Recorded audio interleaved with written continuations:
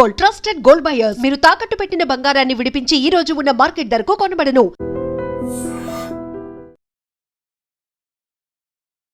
బంగ్లాదేశ్లో పరిస్థితులు రోజురోజుకు దిగజారిపోతున్నాయి. హింస, విధ్వంసం, దహనాల కేసులు ప్రతిరోజు నమోదవుతున్నాయి. మాజీ ప్రధాని షేక్ హసీనా మాత్రం భారత్ మాత్రమే బంగ్లాదేశ్ నిజమైన శ్రేయస్సు కోరుకునే దేశంగా తనెందుకు అభివర్ణిస్తున్నారు? హిందువులు మైనారిటీలుగా ఉన్నారు, వారి మీద అటాక్లు అవుతున్నాయి. ఎంబసీల మీద, అంబాసిడర్ల మీద కూడా తీవ్రమైనటువంటి వ్యతిరేకత ఎందుకని కనిపిస్తుంది, అది కూడా భారతదేశం పట్ల. బేసిక్లీ బంగ్లాదేశ్ ఒక పాకిస్తాన్ వర్షన్ 2.0గా తయారవుతున్నారు. వాళ్ళకి పొలిటికల్ స్టెబిలిటీ లేదు వాళ్ళ దగ్గర. ఇప్పుడు now it's all about drones, technology, missiles అట్లా నడుస్తుంది. కానీ బంగ్లాదేశ్ వైపు మనం అది చేయక్కర్లేదు. వాళ్ళకు మనం స్వాతంత్రం ఇచ్చినప్పుడు, వాళ్ళకి స్వాతంత్రం వచ్చింది కాదు, మనం స్వాతంత్రం 71లో ఇచ్చిన. ఇలాంటి పరిస్థితుల్లో షేక్ హసీనా మన దగ్గర ఉన్నారు, బంగ్లాదేశ్ గురించి తను మాట్లాడుతున్నారు. దెన్ వాట్ అబౌట్ అక్కడ ఉన్నటువంటి మైనారిటీల పరిస్థితి? మనం ఇక్కడ నుంచి రోహింగ్యాలో లేకుంటే బంగ్లాదేశ్ నుంచి ఇన్ఫిల్ట్రేటర్స్ ఎవరైతే వస్తున్నారో, చొరబాటుదారులు ఉన్నారో, వాళ్ళని పంపించే ప్రయత్నాల్లో మనం ఉన్నాము. వారి గురించి అక్కడున్న మైనారిటీలు, హిందువుల గురించి మనం ఎందుకు ఆలోచించట్లేదు? మన మాట గుర్తుపెట్టుకోవాలి. బంగ్లాదేశ్ ని మీరు చెప్పినట్లు షేక్ హసీనా చెప్పింది, ఎప్పుడు మనమే కాపాడుకున్నాం బంగ్లాదేశ్. మన భారతదేశంలో ఉన్న ప్రతి పౌరుడు ఏం చేసిందంటే, ఎవ్రీ బస్ టికెట్ మీరు కొనేటప్పుడు 5 పైసలు దాని నుంచి బంగ్లాదేశ్ అని పక్కన పెట్టాము. వాళ్ళని కాపాడుకోవాల్సింది మనమే. మన వెళ్ళి అక్కడ బాంబులు లేవని చెప్పట్లేదు, కానీ ఇండైరెక్ట్గా ఉన్న నేను చెప్పినట్టు డిప్లొమాటిక్ కానీ, ఫైనాన్షియల్ కానీ మిగతా రెస్ట్రిక్షన్ పెట్టి బంగ్లాదేశ్ని కంప్లీట్గా థ్రాటిల్ చేసి పడేశారు.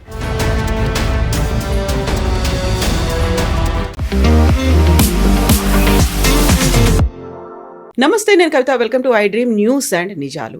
బంగ్లాదేశ్లో పరిస్థితులు రోజురోజుకు దిగజారిపోతున్నాయి. హింస, విధ్వంసం, దహనాల కేసులు ప్రతిరోజు నమోదవుతున్నాయి.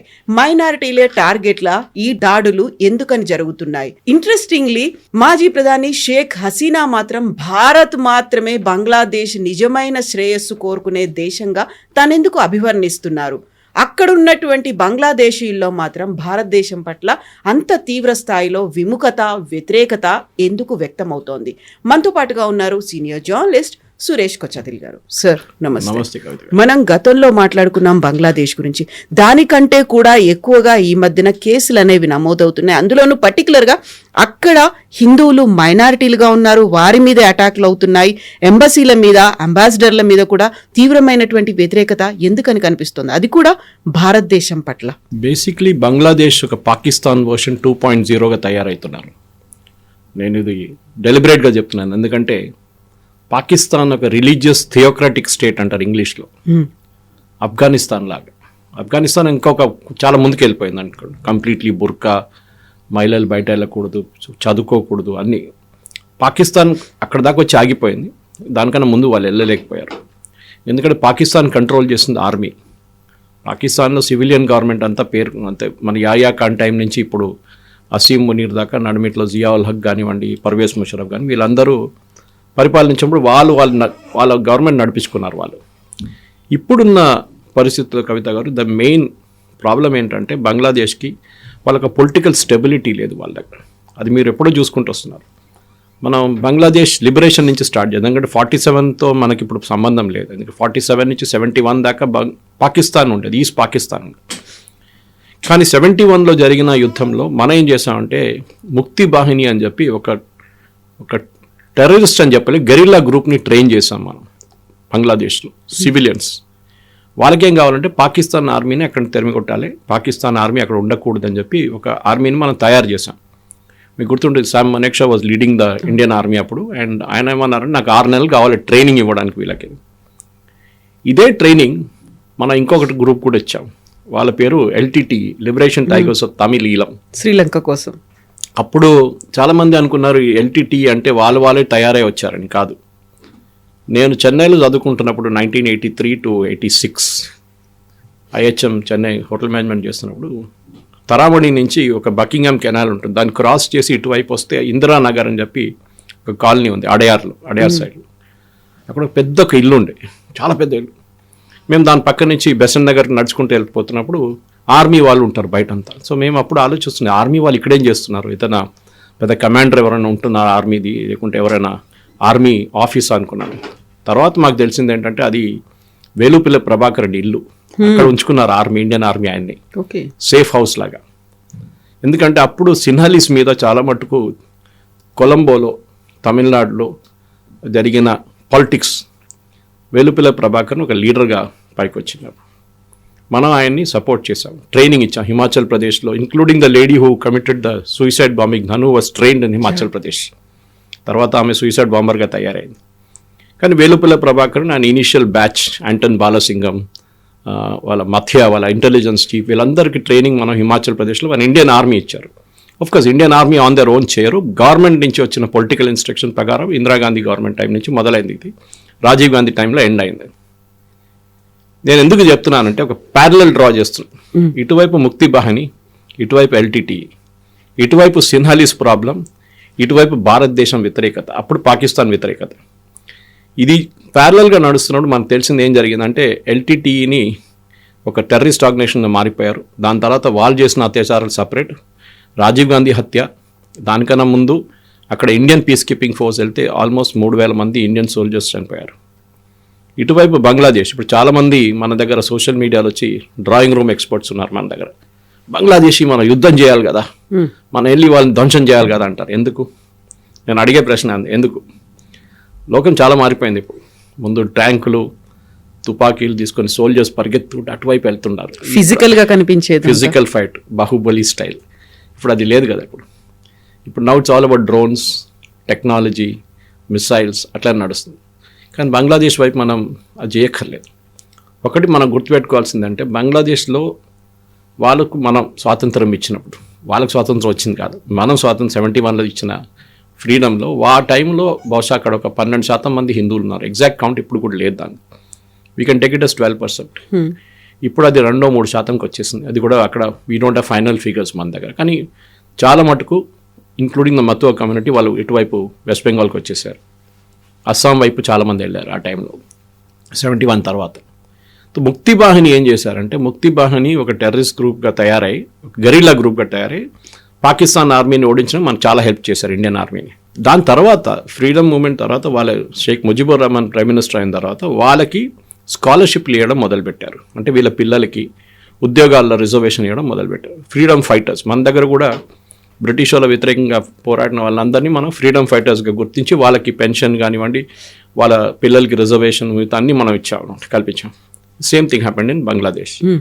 దాని వ్యతిరేకంగానే స్టూడెంట్ ప్రొటెస్ట్ జరిగింది, మనం చూసాం. షేక్ హసీనా వ్యతిరేకంగా బేసిక్లీ ఒక American sponsored George Soros funded campaign ఉండేది. దాంట్లో వాళ్ళు ఏం చెప్పారంటే వీళ్ళకి రిజర్వేషన్ ఇవ్వకూడదు, వీళ్ళ రిజర్వేషన్ మొత్తం ఫినిష్ చేసేసేయాలి, ఎందుకంటే మాకు కూడా ఉద్యోగాలు కావాలి. అక్కడ ఉద్యోగాలు లేవు, అసలు ఏం లేదు అక్కడ. సో పాకిస్తాన్ వర్షన్ 2.0 దానికి చెప్పాను నేను. సో ఆ పరిస్థితి ఎందుకు ఇది హిస్టరీ చెప్తున్నా అంటే, మనం ఇప్పుడు రిలేట్ చేయాల్సింది అక్కడి నుంచి. ఇప్పుడు జరుగుతున్న భారతదేశం వ్యతిరేకత జరుగుతున్న డెమాన్స్ట్రేషన్స్ మొత్తం జమైతా ఇస్లామీ వాళ్ళు నడిపిస్తున్నారు. దీంట్లో చాలా మట్టుకు పాకిస్తాన్ ISI చేయి కూడా ఉంది. ఎందుకంటే లాస్ట్ 6 నెలల్లో స్పెషల్లీ యూనిస్ వచ్చినప్పుడు అక్కడి నుంచి మనకు చూస్తున్నాం పాకిస్తాన్ ఆర్మీ ఇన్వాల్వ్మెంట్ చాలా పెరిగింది. అక్కడ ISI ప్రెసెన్స్ కూడా ఢాకాలో ఉందని చెప్పి మన ఇంటెలిజెన్స్ సోర్సెస్కి తెలిసిందే. అది మనం పబ్లిక్లో డిస్కస్ చేయలేం, కానీ ఉంది అక్కడ. పాకిస్తాన్ ఆర్మీ చాలా మట్టుకు వాళ్ళ రిసోర్సెస్ని తీసుకొచ్చి ఇక్కడ పెడుతున్నారు. వాళ్ళకి ఇప్పుడు కూడా 71 వార్లో వాళ్ళు సరెండర్ చేసింది ఇప్పుడు కూడా వాళ్ళు తట్టుకోలేకపోతున్నారు. దట్ వాజ్ అ లో పాయింట్ ఇన్ పాకిస్తాన్ ఆర్మీ అన్నమాట. ఎందుకంటే ఒక ఆర్మీ సరెండర్ చేయడం అనేది హిస్టరీలో చాలా తక్కువ. One of the biggest armies, ఆ టైంలో ఉన్న బిగ్గెస్ట్ ఆర్మీస్ పాకిస్తాన్ సరెండర్ చేశారు. 93,000 మంది ప్రిజనర్స్ ఆఫ్ వార్ని మనం తీసుకొని వాళ్ళ బట్టలు ఇప్పేసి అక్కడ నిలబడిపించి తీసిన ఫోటో ఇప్పుడు కూడా ఉంది మన దగ్గర. జనరల్ నియాజీ సైన్ చేస్తున్న ఒక డాక్యుమెంట్ ఢాకాలో. అది it's become very iconic picture. ఇప్పుడు ఇండియన్ ఆర్మీ హెడ్ క్వార్టర్స్ వెళ్తే అక్కడ కనిపిస్తుంది. ఈవెన్ ఇక్కడ మన ఆ సికింద్రాబాద్ ఆర్మీ ఏరియాలో కనిపిస్తుంది మీకు సేమ్. కానీ నేను ఎందుకు హిస్టరీ చెప్తున్నా అంటే, బంగ్లాదేశ్ని ఎట్లా ట్యాకిల్ చేయాలని చాలామంది మాట్లాడుకుంటున్నారు. నేను చెప్పాను చూడండి, అందరికీ ఒక్కొక్క ఐడియాస్ ఉన్నాయి. ఒకరేమో యుద్ధం చేయాలి, అక్కడ వెళ్ళి వీళ్ళందరినీ ఫినిష్ చేసేయాలని చెప్పి. నా పర్సనల్ ఒపీనియన్గా అట్లా కాదు. బంగ్లాదేశ్ని మనం ఒక కప్పగా నీళ్ళు వేసే హాట్ వాటర్ వేసే కప్పగా చూసుకోవాలి. వేడి నీళ్ళు వేస్తే అది బయటికి దుంకేస్తుంది. అది కాకుండా చల్లనీళ్ళు వేసి మెల్లగా గ్యాస్ స్పీడ్ పెంచుకుంటూ పోతే డెఫినెట్గా ఒక టైంలో అది అవుట్ అయిపోతుంది. ఇదే మనం చేయాల్సింది. బంగ్లాదేశ్కి 3-4 మెయిన్ ఎక్స్పోర్ట్స్ ఉన్నాయి ప్రోడక్ట్స్. వాళ్ళు actually it's a failed state, Pakistan version అదే. కానీ ఇప్పుడు ఇక్కడ యూఎస్ కానివ్వండి, మిగతా దేశాలు చాలా మటుకు హెల్ప్ చేస్తున్నాయి, ఈవెన్ యూకే కూడా. సరే వాళ్ళు హెల్ప్ చేయండి, ప్రాబ్లం లేదు. వాళ్ళు వేస్తున్న డబ్బులు పోతేనే ఉంటుంది. అది వీళ్ళు స్విస్ బ్యాంక్ అకౌంట్లో వేసుకుంటారు, యూనిస్ కానీ ఎవరైనా కానీ, ఒకటి ఆర్మీ వాళ్ళని. కానీ బంగ్లాదేశ్ ఆర్మీ ప్రొఫెషనల్ ఆర్మీ ఒకటి, అది మనం అప్రిషియేట్ చేయాల్సింది. వాళ్ళు ఇవాళ దాకా సైడ్స్ ఎక్కడ తీసుకోలేదు వాళ్ళు, షేక్ హసీనా ఉన్నప్పుడు కానీ ఇప్పుడు కూడా కానీ. ఇప్పుడు మనం ఏం చేయాల్సింటే బంగ్లాదేశ్ 3 ఎక్స్పోర్ట్స్ ఫస్ట్ తీసుకుందాం, టాప్ 3 ఎక్స్పోర్ట్స్. ఒకటి టెక్స్టైల్, నెక్స్ట్ జూట్, అండ్ మూడోది ఫిష్, హిల్సా, ఇక్కడ వచ్చేది మన వెస్ట్ బెంగాల్కి వచ్చేది. ఆ మూడోది పక్కన పెడదాం, ఫస్ట్ 2ని ట్యాకిల్ చేద్దాం. దాంట్లో first most important is textile. వీళ్ళ టెక్స్టైల్ ఎక్స్పోర్ట్స్ చాలా మటుకు వీళ్ళ ఎకానమీని ఉంచుకున్నారు. మీకు గుర్తుండే కవిత గారు, ఒక 2-3 నెలల ముందు ఢాకా ఇంటర్నేషనల్ ఎయిర్పోర్ట్లో $1 బిలియన్ వర్త్ ఎక్స్పోర్ట్ సడన్లీ మంట పట్టుకుని కాలిపోయింది మొత్తం. ఎవరు చేశారో తెలియదు. 1 billion is not a small amount Bangladesh లాంటి దేశానికి. ఎవరు చేశారు? చాలా మటుకు అలిగేషన్స్ ఉంటే మన వాళ్ళు చేపించారని చెప్పేసి. ఇప్పుడు హైదీ హత్యలో మన చేతుందంటే వాళ్ళ దాంట్లో 2 పట్టుకున్నారు బంగ్లాదేశ్ వాళ్ళని. వాళ్ళు అడ్మిట్ చేశారు, మేమే చేసాం. ఎవరి కోసం చేసామంటే పొలిటికల్ అసాసినేషన్ ఉండే బిఎన్పి తరఫు నుంచి బంగ్లాదేశ్ నేషనల్ పార్టీ, ఖలీదా జియా వాళ్ళ పార్టీ, ఈయన భయపడుతుండే ఈయన కొత్త లీడర్గా తయారవుతాడు. మీకు this guy been there from 2016. హైదీ కొత్తగా రాలేదు, ఈయన స్టూడెంట్ లీడర్ అప్పటి నుంచి ఉన్నారు. కానీ పాకిస్తాన్ లాగానే ఇక్కడ కూడా ఒక టెర్రర్ స్టేట్ తయారవుతున్నారు. హైదీని తీసుకెళ్ళి ఖైదరుల్ ఇస్లాం ఆయన పక్కన, నరుల్ ఇస్లాం పక్కన, బంగ్లాదేశ్ పోయట్ పక్కన బరీ చేయడము. అది కాకుండా ఆయన ఇచ్చిన స్పీచ్ని మొహమ్మద్ యూనిస్ మేము దాన్ని వీల్ మేక్ ఇట్ ట్రూ అని చెప్పడం. అంటే నార్త్ ఈస్ట్ మొత్తం మేము తీసుకుంటామంటే ఏదో చాక్లెట్ కాదు కదా వెళ్ళి తీసుకోవడానికి అక్కడ. దానికి ఒక హిస్టరీ కూడా చెప్పాను. మీరు ఆ రోజు సిరాజుద్దౌలా గురించి మాట్లాడుతున్నప్పుడు గ్రేటర్ బంగ్లాదేశ్ గురించి, గ్రేటర్ బెంగాల్ గురించి ఉంది. కానీ మనం ఏం చేయాలంటే ఇది ఫస్ట్ స్టెప్ ఏంటంటే టెక్స్టైల్ తీసుకొని, టెక్స్టైల్స్ మన టెక్స్టైల్ ఫర్మ్స్కి ఒక $250 మిలియన్ లేకుంటే $100 మిలియన్ సబ్సిడీ ఇచ్చి నెక్స్ట్ 6 నెలలకి ఉన్న మొత్తం సేల్స్ని యూఎస్ వైపు పంపించేసేయాల్సింది. యూరోప్ అండ్ యూఎస్, మనకు యూఎస్ఏ మెయిన్గా. బంగ్లాదేశ్ టెక్స్టైల్ ఎక్స్పోర్ట్ని మొత్తం ధ్వంసం చేయాలి కంప్లీట్గా, ఎకనామికలీ నాట్ ఫిజికలీ. మన కీటెక్స్ కానివ్వండి, తిరుపూర్లో ఉన్న కంపెనీలు అందరూ కష్టపడుతున్నారు. ఇప్పుడు స్టాలిన్ మొన్న లెటర్ కూడా రాసింది. ఇది కాకుండా మన లుధియానా వైపు వీళ్ళందరికీ ఇచ్చేసి you export like crazy to US, సబ్సిడీస్తో సహా. ఏ రోజైనా మనం డీల్ కూడా వచ్చేస్తుంది, మనం యూఎస్ డీల్ సైన్ చేయబోతున్నాం. అది వస్తే ఇంకా మంచిది. బంగ్లాదేశ్ దాంతోనే ఫినిష్ అయిపోతారు కంప్లీట్గా. వాళ్ళకి ఇంకా పెద్ద ఎక్స్పోర్ట్ ఏం లేదు, నాట్ అన్ ఇంజనీరింగ్ బేస్, వాళ్ళ దగ్గర ఏం లేదు వాళ్ళ దగ్గర. ఇదొకటి చేస్తే మనం చాలు. సరే డబ్బులు యూఎస్ ఎంత పెట్టినా కానీ వాళ్ళ దగ్గర ఉద్యోగం ఇవ్వాలి కదా. ఉద్యోగం ఇవ్వకపోతే ఇవి ఈ సేమ్ మనుషులు ఎవరెవరు ఇప్పుడు పనిచేస్తున్నారో ఫ్యాక్టరీలో వాళ్ళు రోడ్డు మీద దిగుతారు, వారు గవర్నమెంట్ వ్యతిరేకంగా ప్రొటెస్ట్ చేస్తారు. అప్పుడు ఇంకొక రెవల్యూషన్ వచ్చేస్తుంది అక్కడ. ఇది మనం చేయాల్సింది ఫస్ట్ స్టెప్. సెకండ్ స్టెప్ ఏంటంటే ఇంటర్నేషనల్ ఫోరంలో కూడా బంగ్లాదేశ్ని పక్కన పెట్టేసేయాలి. మనం వాళ్ళని సీరియస్ తీసుకోక్కర్లేదు. ఇప్పుడు ప్రాబ్లం ఏమవుతుందంటే, ఇప్పుడు నిన్న చాణక్యపురి డిప్లొమాటిక్ ఏరియాలో ఢిల్లీలో ఒక ప్రదర్శన జరిగింది బంగ్లాదేశ్ ఎంబసీ వ్యతిరేకంగా. 25 మంది 1/2 కిలోమీటర్ దూరం నిలబడి ప్రొటెస్ట్ చేసాడు. దాన్ని పెద్ద న్యూస్ చేసింది బంగ్లాదేశ్లో. యాజ్ ఇఫ్ మనం వాళ్ళ హైకమిషన్ అటాక్ చేసాం, దాన్ని ధ్వంసం చేసామని చెప్పి పెద్ద న్యూస్ తీసుకొచ్చి ఎంఈఏ వాళ్ళు ఒక ప్రెస్ నోట్ ఇష్యూ చేశారు. ఐ పుట్ దట్ అక్రాస్, నా ఫేస్బుక్లో కూడా వేసాను నేను. అది ఏం జరగలేదు అట్లా. It was a very small demonstration, అది కూడా చాలా పీస్ఫుల్గా. అదే టైంలో చిత్తోగ్రామ్లో మన ఎంబసీ వ్యతిరేకంగా అక్కడ రాళ్ళు విసిరారు, అన్నీ చేశారు వాళ్ళు. మన మాట గుర్తుపెట్టుకోవాలి, బంగ్లాదేశ్ని మీరు చెప్పినట్లు షేక్ హసీనా చెప్పింది, ఎప్పుడు మనమే కాపాడుకున్నాం బంగ్లాదేశ్ని. I give an example. ఇది చాలా మటుకు ఇప్పుడున్న జనరేషన్కి తెలియదు, కానీ నేను చూసాను ఇది ఆ టైంలో. బంగ్లాదేశ్ వార్లో 1970s స్టార్ట్ అవుతున్నప్పుడు మనకి డబ్బులు కావాలంటే బంగ్లాదేశ్కి ఇవ్వడానికి, సహాయం చేయడానికి. అప్పుడున్న మన భారతదేశంలో ఉన్న ప్రతి పౌరుడు ఏం చేసిందంటే, ఎవ్రీ బస్ టికెట్ మీరు కొనేటప్పుడు 5 పైసలు దాని నుంచి బంగ్లాదేశ్ అని పక్కన పెట్టాము మనం. ఆలోచించండి, బస్ టికెట్ అంటే అందరూ ఎవరైనా కానివ్వండి, నార్మల్ పర్సన్ ట్రావెల్ చేసినప్పుడు బస్ టికెట్ కొంటున్నప్పుడు ఆ టైంలో కార్లు ఏం లేకుండే, ఊబర్ లేకుండే, ఓలా లేకుండే. సో 5 పైసలు దాని నుంచి ఎన్ని కోట్లు కలెక్ట్ అయిందో ఆలోచించండి. అది కాకుండా మనం సపరేట్ సినిమా హాల్లో 25 పైసలు ప్రతి టికెట్ మీద మనం బంగ్లాదేశ్ రిలీఫ్ ఫండ్కి పెట్టుకున్నాం. నెక్స్ట్ స్టాంపులు స్టాంప్ ఇష్యూ చేసి బంగ్లాదేశ్ స్టాంప్ కోసం మనం సపరేట్గా డబ్బులు పెట్టాం దానికి కూడా.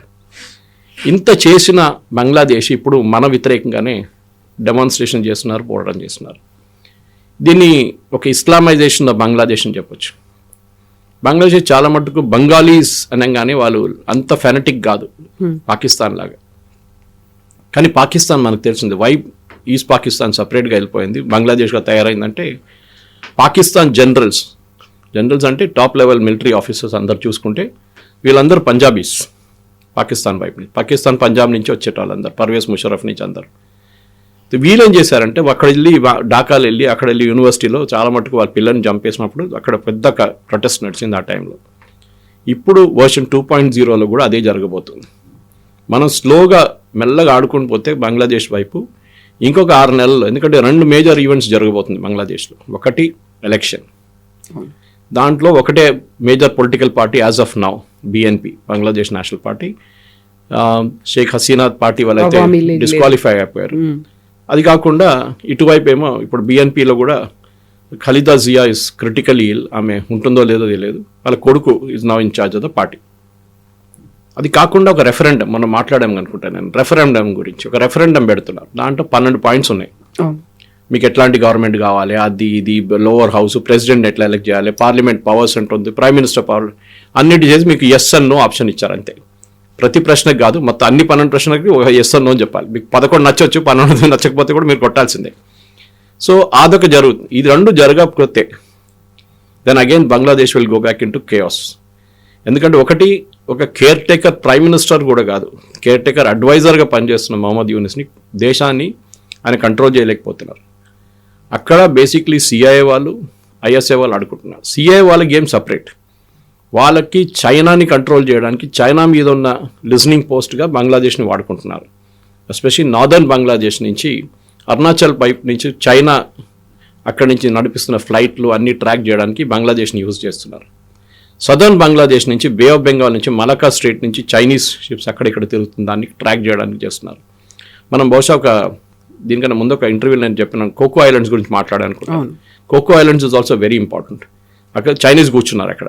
ఇటువైపు మయన్మార్లో 2 పోస్టులు వీళ్ళు మన US మెయింటైన్ చేసుకుంటున్నారు.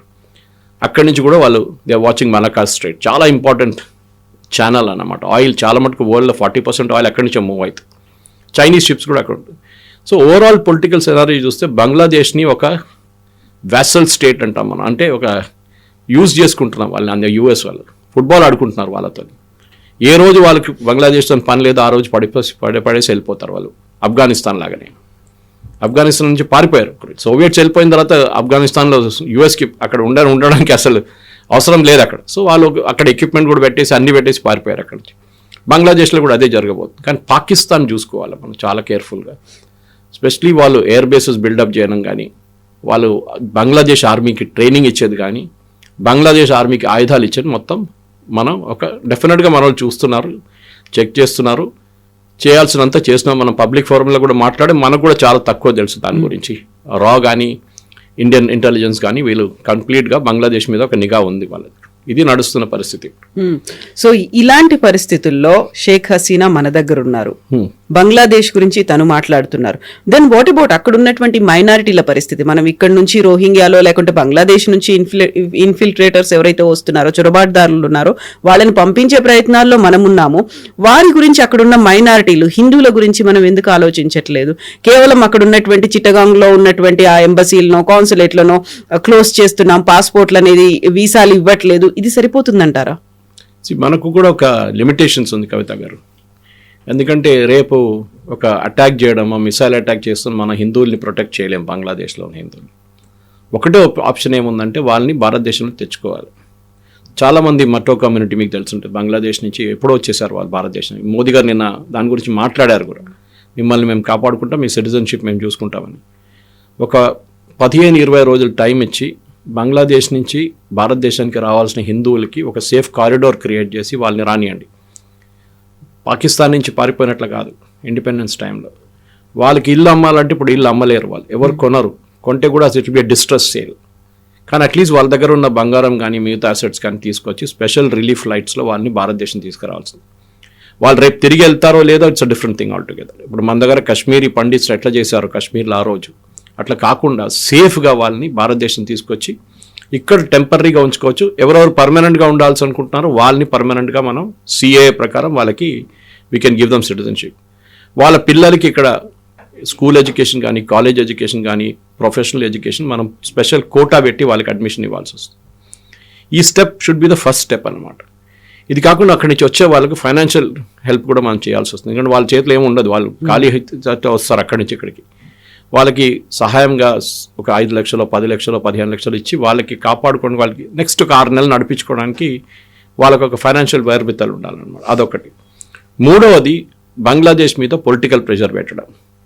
అది మన యూఎన్లో పెట్టి ఏం ఫైదా లేదు, కానీ యూఎన్లో కూడా మాట్లాడచ్చు. కానీ ప్రతి ఇంటర్నేషనల్ ఫోరంలో బంగ్లాదేశ్లో జరుగుతున్న అత్యాచారాల మీద ఇంటర్నేషనల్ కోర్ట్ ఆఫ్ జస్టిస్ కానీ, హ్యూమన్ రైట్స్ ట్రిబ్యునల్స్ కానీ వీళ్ళని గుంజి అక్కడ తీసుకెళ్లాల్సింది. ఎందుకంటే మీరు ఇంటర్నేషనల్ కోర్ట్ ఆఫ్ జస్టిస్లో నెతన్యాహు గారు గాజా మీద చేసిన దాడికి ఆయన మీద అరెస్ట్ వారెంట్ ఒకటి ఉంది అక్కడ. It is absolutely non sense, ఎవరు పట్టించుకోరు ఇంటర్నేషనల్ కోర్ట్ ఆఫ్ జస్టిస్ మళ్ళీ. బట్ సింబాలిక్ అది. ఇటువైపు పుటిన్ యుక్రెయిన్ మీద దాడి చేశారని చెప్పి అక్కడ చాలా మందిని చంపేశారు రష్యన్ ఆర్మీ అని చెప్పి ఆయన వ్యతిరేకంగా కూడా ఇంటర్నేషనల్ కోర్ట్ ఆఫ్ జస్టిస్లో అరెస్ట్ వారెంట్ ఉంది. ఇదే అరెస్ట్ వారెంట్ మనం మొహమ్మద్ యూనిస్ మీద తీసుకొద్దాం. ఆయన రేపు ఉంటాడో లేదో తెలియదు, ఎలక్షన్ కాగానే ఆయన పారిపోతాడు అక్కడి నుంచి. Okay, but in the mean time ఒక సైకలాజికల్ ప్రెషర్గా బంగ్లాదేశ్ మీద ఇంటర్నేషనల్ కోర్ట్ ఆఫ్ జస్టిస్లో తీసుకెళ్ళి అక్కడ మన లాయర్ని పంపించి, హరీష్ సాల్వే లాంటి వాళ్ళని పంపించి ఆర్గ్యూ చేసి we should issue an arrest warrant for killing of Hindus. ఇది ఒకటి. ఇంటర్నేషనల్ వార్ క్రైమ్ ట్రిబ్యునల్స్ ఇప్పుడు తీసుకురాలి, ఎందుకంటే వార్ పరిస్థితి లేదు ఇప్పుడు. అది కాకుండా మీరు అడిగిన ప్రశ్నకి లాస్ట్ రోహింగ్యాలు అయితే మయన్మార్ నుంచి వచ్చారు. So we have separate category వాళ్ళు. భారతదేశంలో ఉన్న ప్రతి బంగ్లాదేశ్ని ఐడెంటిఫై చేసి స్పెషల్ డిటెన్షన్ క్యాంప్లో వేసేయాలి ఇప్పుడు అర్జెంటుగా. ఫస్ట్ అదొక మెసేజ్ వెళ్తుంది బంగ్లాదేశ్కి, దట్ మీ వాళ్ళందరూ ఇక్కడ మా దగ్గర ఉన్నారు. నిన్ననే 19 మందిని మనం పుష్ చేసాం across the border. Bangladesh guards accept చేయలేదు వాళ్ళని. వీళ్ళని అస్సాంలో ట్రిబ్యునల్స్ డిటెక్ట్ చేసిన వాళ్ళని 19 మందిని మనం పుష్ చేసి బంగ్లాదేశ్ వైపు పంపించేసాం. ఇప్పుడు నేను చెప్తున్నాను కవిత గారు, మినిమం ఒక నా అంచనా ప్రకారం, I may be wrong but I may be partially right, ఒక 50 లక్షల నుంచి 1 కోటి మంది బంగ్లాదేశ్ వాళ్ళు భారతదేశంలో ఉన్నారు. దొంగ సర్టిఫికెట్లు వెస్ట్ బెంగాల్ గవర్నమెంట్ తయారు చేసి ఇచ్చిన దాని ప్రకారం కమ్యూనిస్ట్ వాళ్ళ నుంచి మమతా బెనర్జీ దాకా ఇది మొత్తం డిటెక్ట్ చేసి ఫారెన్సిక్గా చెక్ చేసి ఒక వార్ ఫుటింగ్లో ప్రతి స్టేట్లో ఒక స్పెషల్ సెంట్రల్ టీమ్ని పెట్టి వీళ్ళని ఐడెంటిఫై చేసి డిటెన్షన్ క్యాంప్, మమతా బెనర్జీ లాంటి వాళ్ళు డిటెన్షన్ క్యాంప్ పెట్టరు, she won't agree to it, no problem. వాళ్ళు తీసుకెళ్ళి అస్సాంలో క్యాంప్లో పెట్టేస్తాం, ఒక స్పెషల్ ఎయిర్క్రాఫ్ట్లో తీసుకెళ్ళి అందరిని అక్కడ ఆ క్యాంప్లో పడేస్తాం.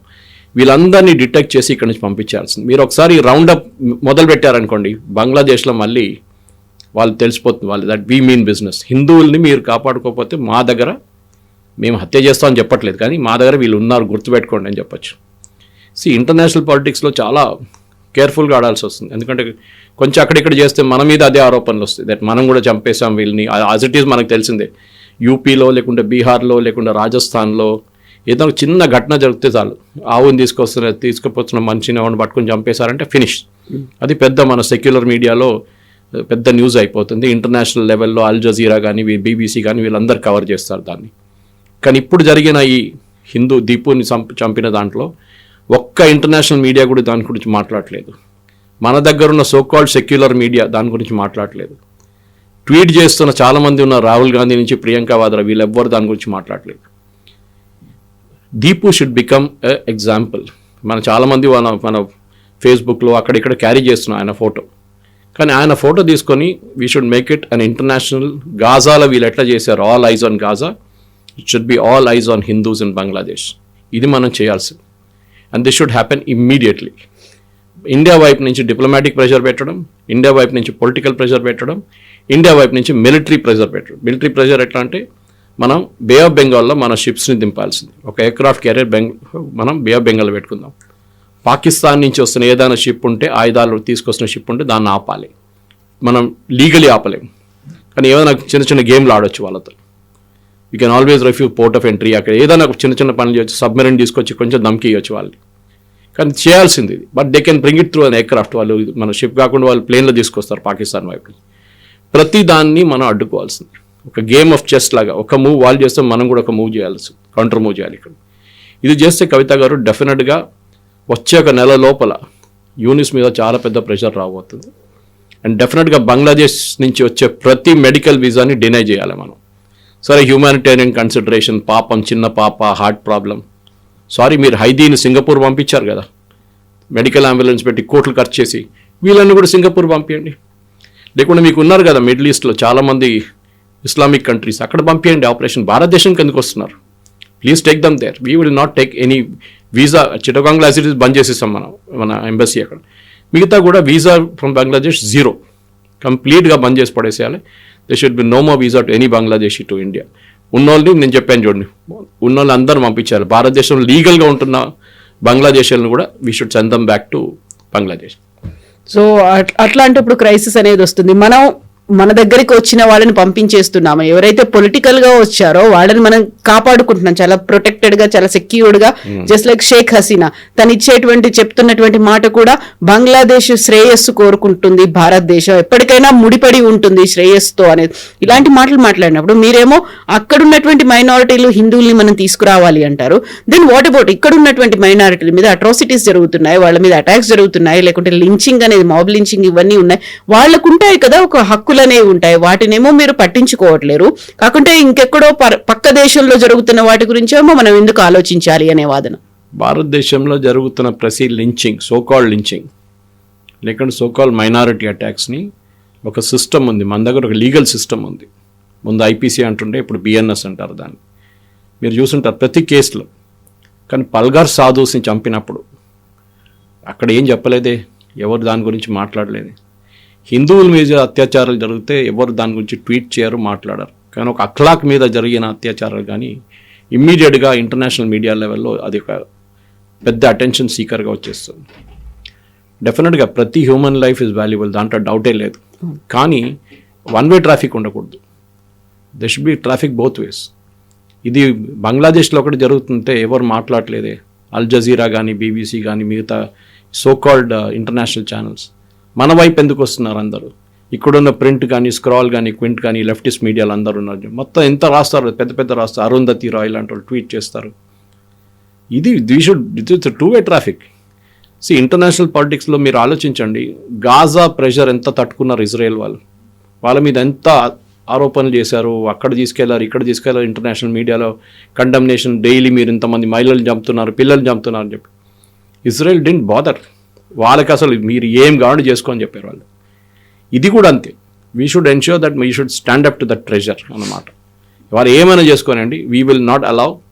భారతదేశం మన దగ్గర ఉన్న రైట్స్ మనం కాపాడుకోవాలి. మన ప్రజలు అక్కడ ఉన్న హిందువుల్ని, దానికోసం సిఏఏ తీసుకొచ్చినప్పుడు ఎందుకు వ్యతిరేకించారు కాంగ్రెస్ వాళ్ళు, కమ్యూనిస్ట్ వాళ్ళు, ముస్లిం లీగ్ వాళ్ళు, ఓవైసీ లాంటి వాళ్ళు ఎందుకు వ్యతిరేకిస్తారంటే అక్కడున్న హిందువులు అక్కడ జావనియండి అంటున్నారు వాళ్ళు. వాళ్ళు ఇక్కడ తీసుకురాకూడదు, ముస్లిం తీసుకురావాలంటే అక్కడ. అరే మనం వాళ్ళకి దేశం ఇచ్చారా నాయన? ఇచ్చిన తర్వాత మళ్ళీ మనం తీసుకురావాలని వాళ్ళని ఇక్కడ. అక్కడున్న Hindu, Jains, Buddhist, Christians, Parsis వీళ్ళు ఎవరు ఉంటే వాళ్ళని ఇక్కడ మనం భారతదేశం తీసుకొచ్చి we will give them citizenship. కానీ అది ఇమ్మీడియట్గా ఉండాలి. కోర్స్ బ్యాక్గ్రౌండ్ చెకింగ్ ఉండాలి దానికి. అదంతా అయిన తర్వాత సిటిజన్షిప్ ఇచ్చి నేను చెప్పిన సిరీస్ ఆఫ్ స్టెప్స్, ఎడ్యుకేషన్ నుంచి ఫైనాన్స్ కానీ మిగతా అన్ని ఇల్లు ఇవ్వడం అంతా చేయాల్సి వస్తుంది. మనం ఒక ఇంటర్నేషనల్ ఎగ్జాంపుల్ సెట్ చేయాలి. ఎందుకంటే హిందూ నేషన్ అని చెప్పుకున్న భారతదేశం, ఆర్ఎస్ఎస్ సర్చింగ్ చాలా నిన్న కూడా చెప్పారు, దానికి రెజల్యూషన్ అక్కర్లేదు, వీఆర్ ఆల్రెడీ హిందూ నేషన్ అని చెప్పేసి. చాలా మటుకు మన రెఫరెన్సెస్లో దాన్ని మాట్లాడుతుంది. హిందూ అనగానే it is not Hindu religion but it's, Hindu way of life. Justice Venkatachaliah ఒక జడ్జ్మెంట్లో చెప్పారు సుప్రీంకోర్టులో, Hindutva is a way of life as different from Hindu అన్నమాట. Anyway that's a separate debate అన్నమాట. కనుక ఇస్లామిక్ నేషన్ని అలాగ తయారు చేస్తున్నారు బంగ్లాదేశ్ని. అండ్ డెఫినెట్లీ మీరు చూడండి కవిత గారు, దీన్ని యాక్చువల్లీ ట్యాకిల్ చేయకపోతే ఇంకొక 6 నెలల్లో, సంవత్సరం లోపల ఇంకొక పాకిస్తాన్గా తయారవుతారు. దాని తర్వాత ఆఫ్ఘనిస్తాన్ లాగా తయారవుతారు బంగ్లాదేశ్. బంగ్లా ఐడెంటిటీ అనేది ఉండదు. It will be a take over by Pakistan Punjabis. And వాళ్ళు బంగ్లాదేశ్ని నడిపిస్తారు. ఇక్కడ నుంచి యూనిస్ని తీసుకుని పక్కన పడేస్తారు వాళ్ళు. అక్కడున్న లోకల్ పొలిటికల్ లీడర్స్ని టైఅప్ చేసుకొని they will make Bangladesh another Pakistan, east పాకిస్తాన్ని మళ్ళీ తిరిగి తీసుకొస్తామని చెప్పి చాలామంది అక్కడ దాని గురించి మాట్లాడుతున్నారు ఇప్పుడు. So that will become a reality. So మనమే కేవలం రెస్పాండ్ అవ్వాల్సిన అవసరం ఉందా? భారతదేశమే రెస్పాండ్ అవ్వాలా? Then what about other countries? అవన్నీ ఎందుకు రెస్పాండ్ అవ్వట్లేదు? ఇవన్నీ కూడా ఉంటాయి కదా. వాళ్ళు చేయరు. క్రిస్టియన్ కంట్రీ అంటే సుడాన్లో క్రిస్టియన్, నైజీరియాలో క్రిస్టియన్స్ మీద బాంబింగ్ చేయగానే ట్రంప్ ఏమో బాంబింగ్ ఆర్డర్ చేసిండు అక్కడ, టెర్రరిస్ట్ గ్రూప్ వ్యతిరేకంగా. అదే మనం బంగ్లాదేశ్ వ్యతిరేకంగా చేస్తే అప్పుడు అన్ని హ్యూమన్ రైట్స్ అది ఇది పుకార్ యూనియన్ రెజల్యూషన్ అన్నీ వచ్చేస్తారు.